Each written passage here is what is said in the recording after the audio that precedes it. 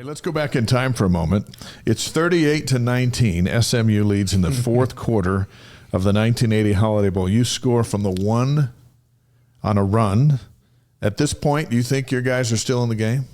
No. Later on in the fourth, because that was early in the fourth, but later on in the fourth, you score again, and then you catch the 2-point conversion. So now it's 45-39. Bill Shefflin blocks the punt. Cougs recover. Jim tries a bomb, throws it out of bounds, and now you're down to one play.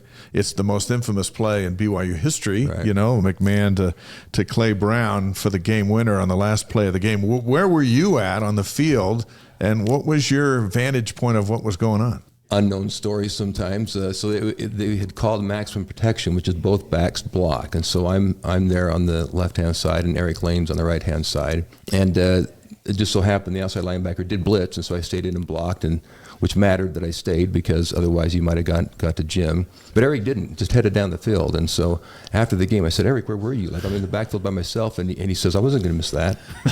So he's down there, and I'm sitting in back here blocking, and his guy didn't blitz, so luckily it worked out. But he wasn't going to miss out on it. I'm not going to miss this. Are you kidding me? So you're blocking a guy. Now you're 40-something yards away from where the play ends. What do you remember seeing? Well, I saw them all go up in the air like anybody else did, but then, you know, the ref put his hands in the air, and kind of simultaneously the crowd erupts, and so it became obvious to everybody then. I was sort of a low-key guy, so I didn't usually do much. I didn't have a touchdown celebration, but that time I jumped in the air. You actually jumped? Yeah, I jumped in the air that time.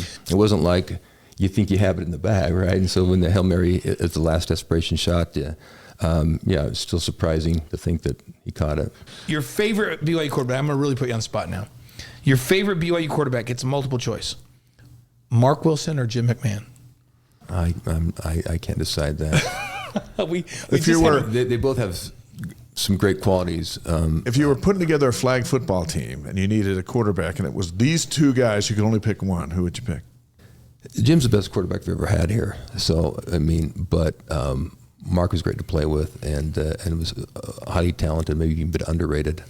Both first-round draft picks. But Jim's the best we've ever had, I think, here. Thank you for watching The Wise Guys. If you like what you're watching, you can help us out by subscribing and hitting that notification button.